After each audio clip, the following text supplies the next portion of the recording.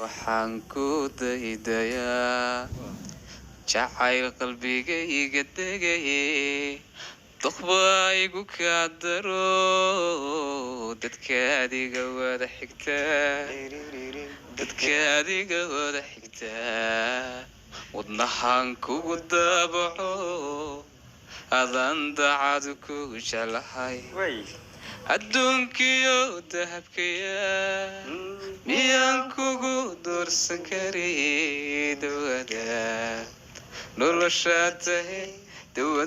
noloshaa tahay agtaaduna waa dugso jawi degano qurxo farxad baan dareemaya. Asalaamu calaykum waraxmatullaahi wabarakaat.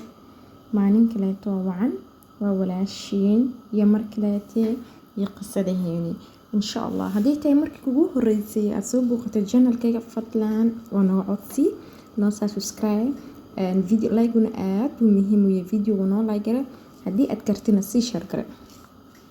Qisada maanta waxa weeyaan aan ka hadli doono waxay ka socotaa laba rag oo walaala oo khilaaf dhex yaalay mid kamida uu rabo inuu xaliyo.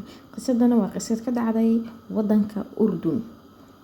Dagaalkooduna wuxuu ka bilaabmay saan gadaal baan ka faahfaahin doonaa.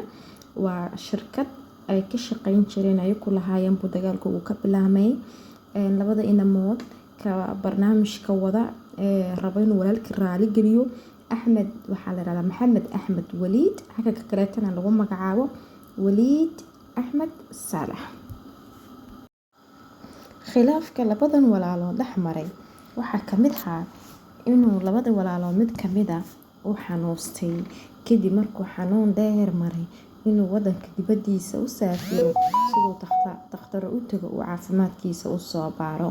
Kadib muddo badan kadib markuu soo noqday wuxuu la kulmay shirkadii ka dhaxaysay isaga walaalkii heerkooda ku wada masruufi jireen ay isla laan jireen ka wada shaqaysan jireen inuu walaalkii shirkadii sii baabiyay amba sii gaday. Salaamadkii wiilkii waxaa la kulmay inayna meeshii shirkadii jirin ay meeshii shaqo jireen halkii walaalkii uu carooday uu iskaga tagay wadankii Urdun uu ka guuray wuxuu aaday wadanka Masar oo heer ku yeeshay uu ilmo ku daray sidii muuna xiriirka ugu jaray dhammaan faamiligiisii iyo walaalkii oo u sabab ahaa shirkadoodii inaa la iibiyo. Dabcan wiilkan sidoo isagu sheegayo waxyaalada maad aragtay walaalkii u soo taray wiilkan oo yar oo 13 sano jira ayuu aabahood ka geeriyooday. Walaalkiina aad uga weynaa ilaa wuxuu ka weynaa 15 sano markii wuxuu isku dayay inuu walaalkiisa yar gacanta ku qabto oo waxbarashadiisa sii kaafiyo. Waxbarashadii markuu heer ka gaarin inuu shaqo baro uu shaqaysiiyo shirkadan baa kamid ah shaqooyinkuu baray. Aad buu la soo daalay isla markaa walaalkiisa weyna xaadis buu galayaa shil buu galayaa saasoo dhakhtarka ku aadaya ay shirkaduna ku sii burburaysaa. Sidoo barnaamijkan snaan buu u dhacaa markuu qof ka dalbado qofka kale inuu cafiyo waxa u dhaxeeya wiilkan daadiyaha barnaamijka shoosh qartaahi qofka kale mar walba waxa loo soo sheegaa inay meeshu tahay tartan waxyaalo caynkaas ah. Marka wiilkii waa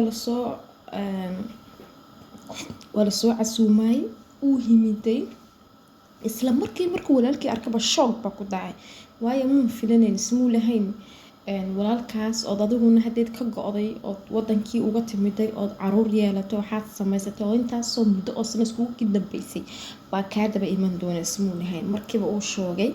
Kadib waxa dhacday inuu walaalkii la hadlay uu weydiistay inuu saamaxo uu ku hor ooyay jilbuhu qabsaday wuxuu ka baryayaa inuu isagu khaldanaa buu u sheegayaa inuu shirkadu baabiyo u sheegayaa tacabkiisa dhan inuu khasaariyo buu u sheegayaa.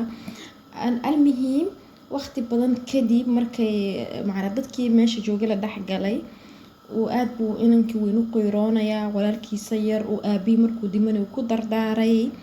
Barnaamijkan waa lagu guuleysanayaa siday labadii walaal isku cafiyaan baa lagu guuleysanayaa saasuna ku soo dhamaaday walaalkii cafiyay waana barnaamij ka baxa channelkan Joosh Qardaaxi insha Allah dadkii walaalkii isagoo badan baan soo turjumi doonaa. Haddii taa markii kugu horeysay aad soo gashay YouTube-kayga subscribe noo saar nana la sii joog amaadsantiin. Assalaamu calaykum waraxmatullaahi wabarakaatu.